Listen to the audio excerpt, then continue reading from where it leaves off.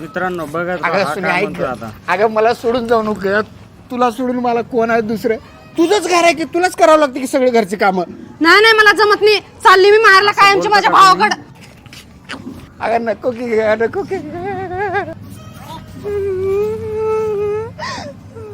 अगं दिदे तू बॅगा घेऊन कशी काय आलीस? हे बघ दादा मी आता नवऱ्याच्या घरी राहीना मला धुनी भांडी स्वयंपाक करून कंटाळा आलाय होय काय तू अजिबात टेन्शन घ्याय नाही तू आमच्या दोघांची इकुलती एक लाडकी बहीण आहेस तुला इथं आम्ही आयुष्यभर दोघं सांभाळतो. हॅलो उमेश तुला 4 म्हशी आणायला सांगितलेल्या 4 आण नको 4च्या ठिकाणी 8 आण आता माझी बहीण आल्या शेण काढायला. अगं ही की तिकडे कुठं चालली आहेस इकडे ये धारे अरे लाडू पटपट